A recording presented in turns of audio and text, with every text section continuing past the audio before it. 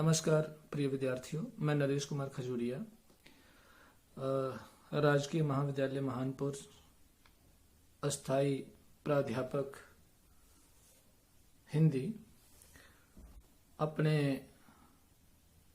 सत्र 4 के विद्यार्थियों के लिए उनके पाठ्यक्रम से जुड़ी किताब युगे युगे क्रांति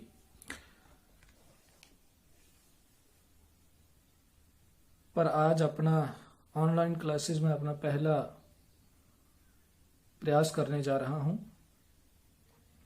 तो व्हाट्सएप ग्रुप जो बनाया गया है उसमें मैंने आज कल भी बच्चों को या आपको एक टास्क जो दिया था कि आप इसको पढ़ें और पढ़ने के बाद इससे प्रश्न निकालें।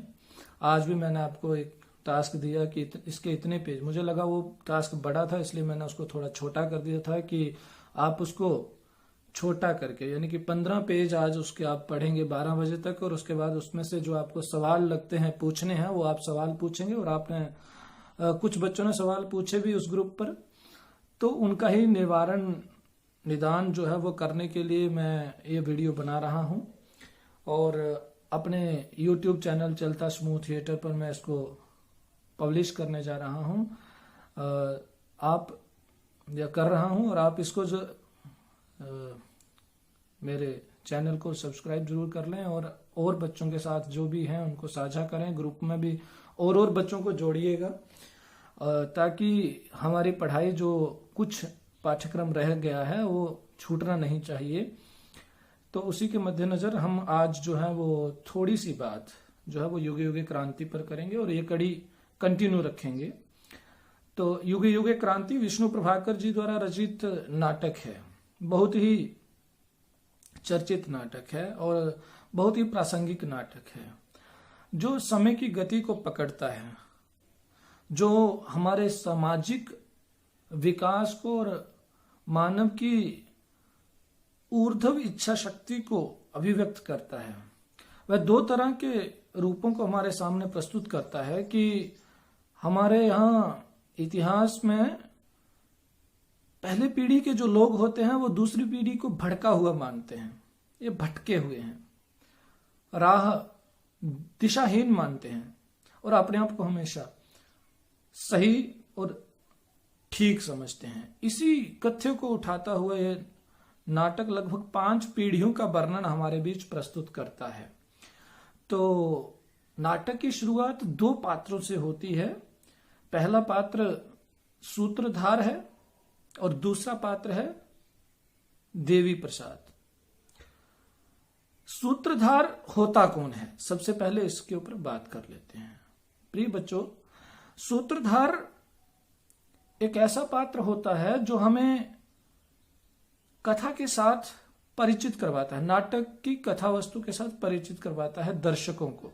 जब किसी नाटक का मंचन हो रहा होता है, जैसे आप लोग रामलीला वगैरह देख रहे होते हैं अपने आसपास, तो ये छोटा सा उदाहरण आपको दे रहा हूं। तो जिस दिन आपके यहाँ रामलीला शुरू होनी होती है तो उस दिन एक व्यक्ति जब आगे आके खड़ा होके बता रहा होता है कि हमारी कथा जो है वो रामलीला की यहाँ से शुरू हो रही है, यानी कि श्रवण कुमार जो है वो अपने माता पिता को यानी कि तीर्थ यात्रा करवाने के लिए निकले हुए हैं और वो इस जगह पहुंचे हैं और वहां पे राजा दशरथ चला जाता है तो वो तीर चलाता है। यहां से हम अपनी रामायण जो है वो शुरू करने जा रहे हैं। यह वाक्य जो बंदा पर्दे के सामने आकर बोलता है उसको सूत्रधार कहा जाएगा, अर्थात जो कथा के सूत्र को दर्शकों को पकड़ाता है उसे सूत्रधार कहेंगे। सूत्रधार का काम है कि वह नाटक की कथा वस्तु से अपने दर्शकों को परिचित करवाएगा। पर इस नाटक में जो सूत्रधार है वह अपने आप में एक पात्र है, जो एक पात्र की भूमिका निभाते हुए अपने नाटक को शुरुआत देते हुए आता है। और प्रथम पात्र इसका सूत्रधार ही है, जो अपने नाटक को आगे बढ़ाता है, एक सिमिट्री देता है। तो सूत्रधार जो है वो आकर मंच पर खड़ा हुआ है और देवी प्रसाद का आना है और उसको बोलता है कि तुम मेरे नाटक के पात्र हो, तो वो कहता है कि मैं नहीं हूं। पर इसी तरह उनकी आपस में बातचीत चलती है और सूत्रधार कहता है कि मेरे नाटक का पात्र कोई भी हो सकता है, तुम भी हो सकते हो, तुम्हारी बेटी भी हो सकती है। और उसमें फिर वो उनकी बातचीत चलती है और हमारे सामने 5 व्यक्ति आते हैं सामने। वो 5 पीढ़ियों का प्रतिनिधित्व करते हैं, अलग अलग युगों का, कैसे सामाजिक विकास हुआ है, आधुनिक युग तक आते आते पीढ़ियों का मानसिक विकास किस तरह का हुआ है, आंतरिक विकास किस तरह का हुआ है, किन किन क्रांतियों से गुजरकर हमारा समाज आज यहां पहुंचा हुआ है, जिसको हम आधुनिक समाज कह रहे हैं। तो इस आधुनिक सोच तक पहुंचने तक हमारे समाज में व्यक्ति जो है वो किन परिस्थितियों से गुजरकर यहां पहुंचा हुआ है, इसका अगर हमने सही सही सामाजिक एनालिसिस करना हो तो इस नाटक को पढ़ना बहुत जरूरी है। तो हमारे सामने 5 पात्र जो है वो सबसे पहले आते हैं। हमने अभी तक 15 पेज ही रीड किए अपने आज के टास्क के हिसाब से, उसी पे मैं बात कर रहा हूं। तो हमारे यहां सूत्रधार कहता है कि मैं क्रांति की खोज कर रहा हूं, मैं क्रांति की खोज के लिए निकला हुआ हूं और अपने नाटक के पात्रों के माध्यम से मैं क्रांति को खोजना चाहता हूं। और ये जो जितने भी पात्र हैं इन सब का दावा है कि ये सब क्रांतिकारी हैं। तो पहली पीढ़ी, पहला पुरुष, दूसरा पुरुष, तीसरा पुरुष, चौथा पुरुष, 5वां पुरुष, ये 5 पुरुष जो हमारे सामने आ जाते हैं। पहला पुरुष जो है वो किसका प्रतिनिधित्व करता है?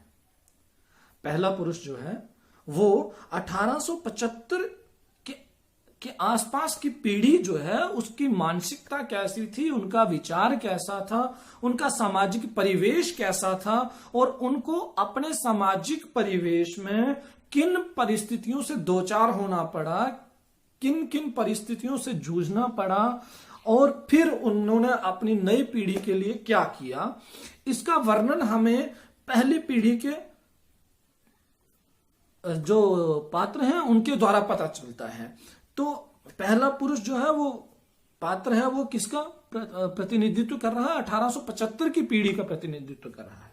और दूसरा जो है वो 1901 के आसपास जो पीढ़ी तैयार होती है वो उस समय के, उस कालखंड के जो लोग हैं वह किस परिस्थिति से जूझ रहे थे, वह किन सामाजिक चुनौतियों से जूझ रहे थे और उन्होंने किन किन क्रांतियों का, किन समस्याओं का सामना किया और किन के साथ लड़कर उन्होंने एक नए समाज की ओर उन्मुख, अपने आने वाले समाज को नए समाज की ओर उन्मुख किया। फिर इसके बाद हमारे पास एक अगला जो पात्र पुरुष पात्र आता है वह तीसरा पात्र 1920-21 की पीढ़ी का प्रतिनिधित्व करता है। 1920-21 के आसपास कैसा सामाजिक परिवेश था और वह पुराने वाले से किस तरह से भिन्न था, इसका विवेचन हमें 1920-21 की पीढ़ी से पता चलता है। तो वैचारिक मतभेद जो 1875 ईस्वी में पैदा हुई पीढ़ी है उसका वैचारिक मतभेद 1901 में पैदा हुई या चल रही पीढ़ी के साथ मतभेद है। और जो 1901 में चली पीढ़ी है वो 1920-21 की पीढ़ी के साथ अपने आप में क्या कर रही है? मतभेद रखती है। उसकी सामाजिक परिस्थितियां और उसकी सामाजिक चुनौतियां और थी 1875 वाले की और 1920 वाले की और थी। आप सहज ये चीज, समय परिवर्तनशील है और समय के साथ बड़ी सारी सामाजिक चुनौतियां जो है वो बदल जाती हैं, व्यक्ति की चुनौतियां, परिवेश जो है वो बदल जाता है।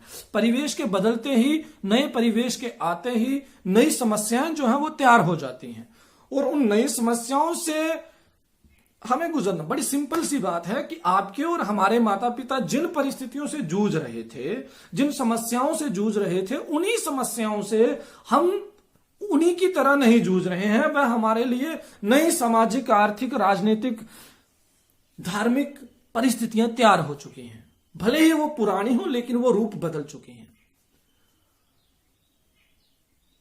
तो इस तरह से प्रस्तुत नाटक जो है वो अलग अलग पीढ़ियों के चुनौतियों को, समस्याओं को हमारे सामने रखता है और बताता है कि हम किस किस सीढ़ी में कैसे कैसे हम देखते आए हैं। हम किन किन परिस्थितियों से गुजरकर आज आधुनिक भारत में, आधुनिक समाज में पहुंचे हुए हैं। तो अगले जो हमारे पास पात्र आता है वह चौथा पात्र है 1942 के आसपास का। तो जो 1921 में पैदा हुआ, 1920 में जो पैदा हुए, उस समय की जो पीढ़ी है जो तैयार होती है वो 1942 तक आते आते जो 1942 में तैयार पीढ़ी है उसकी अपनी चुनौतियां हैं। तो प्रस्तुत नाटक जो है वो पीढ़ी अंतराल को भी दर्शाता है, असल में पीढ़ी अंतराल को दर्शाता है। पीढ़ी अंतराल है क्या? जिसको हम जनरेशन गैप कहते हैं। तो प्रिय विद्यार्थियों, ये जनरेशन गैप को दर्शाते हुए हमारे पिता के जीवन में जो चुनौतियां थी, जो हमारे जीवन में चुनौतियां, उनके बीच मतभेद को दर्शाता है। और है क्या कि आपने देखा होगा 15 पेज पढ़ते ही जो पहला पुरुष है वह कहता है कि तुम क्या जानो क्रांति, क्रांति तो हमने की थी। लेकिन जो उसके अगले वाला पात्र आता है वह उसको कहता है नहीं, तुम क्रांति को नहीं जानते हो, तुम तो प्रतिक्रियावादी थे। अब जानने की चीज है, इस नाटक को समझने के लिए दो शब्दों को जानना बहुत जरूरी है। पहला शब्द है क्रांतिकारी, दूसरा शब्द है प्रतिक्रियावादी। तो हमारे पास पहला शब्द है क्रांतिकारी, जिसको हम प्रगतिशील भी कह सकते हैं, जो अपनी सामाजिक रूढ़ियों को, परंपराओं को तोड़कर थोड़ा आगे निकलता है, पर फिर जाके यानी कि उन समस्याओं को तोड़कर आगे निकल जाता है, उसको हम क्रांतिकारी कहते हैं। जो नया विचार लाता है, नया चलन लाता है, पुरानी रूढ़ियों को तोड़ता है, पुराने अंधविश्वासों को तोड़ता है और थोड़ा वैज्ञानिक चेतना को रखता है, ऐसा जो व्यक्तित्व है उसको प्रगतिशील माना जाता है। उसको हम प्रगतिशील कहेंगे, क्रांतिकारी कहेंगे। सामाजिक विहाव पे, तो सामाजिक दृष्टिकोण से जिन सामाजिक रूढ़ियों का सामना 1875 की पीढ़ी कर रही थी, पर्दा प्रथा में जी रही थी, बाल विवाह में जी रही थी, विधवा विवाह था नहीं, और सती प्रथा जैसी उस समय से या उससे पहले तक या उस दौर में ऐसी समस्याएं जो है वो समाज में चल रही थी। तो इन समस्याओं से लड़ते हुए जो लोग थे वह इनका विरोध भी कर रहे थे। बहुत सारे लोग इनका विरोध करने लगे थे, कुछ एक। लेकिन विरोध करते करते नाटक इस कथा वस्तु को बुनता है या बताना चाहता है कि कैसे एक पीढ़ी अपने समय में अपनी पुरानी वाली पीढ़ी को कहती है कि आप धकियानौसी सोच के हो, आप पुरानी सोच के हो, हम नई सोच के हैं, आप प्रतिक्रियावादी हैं। प्रतिक्रियावादी किसको कहेंगे? ऐसे व्यक्ति जो आने वाले बदलाव को स्वीकार नहीं करते हैं, जो समय की चुनौतियों को नहीं जानते समझते हैं, अपने आप को वो क्रांतिकारी मान रहे होते हैं, लेकिन वो रूढ़ हो चुके होते हैं। अपनी कुछ मान्यताओं को बनाकर वह मान चुके होते हैं कि यही सही है। आप जानते होंगे कि एक लंबे समय से आज तक भी हमें सुनने को मिलता है कि हमारी पीढ़ी में तो सब ऐसे था, आज के सब खराब हो गए, आज के सब खराब हो गए, ये संस्कृति के शत्रु हो गए हैं। यही संस्कृति के शत्रु, हमारी सभ्यता तो ऐसी नहीं थी, हमारा समाज तो ऐसा नहीं था। तो इसी कथ्य को बुनती हुई कहानी युगे युगे क्रांति में अलग अलग पीढ़ियों के माध्यम से, अलग अलग पात्रों के माध्यम से हमारे बीच प्रस्तुत की गई है विष्णु प्रभाकर जी द्वारा। विष्णु प्रभाकर जी खुद भी आधुनिक सोच के आदमी थे। मूल्यों का विघटन, नए मूल्यों का बनना, पुराने मूल्यों का टूटना, इन सबके बीच जो अंतर विरोध है, उन अंतर विरोधों को चिन्हित करता हुआ नाटक है युगे युगे क्रांति। तो आज की कक्षा को मैं यहीं संपन्न करता हूं।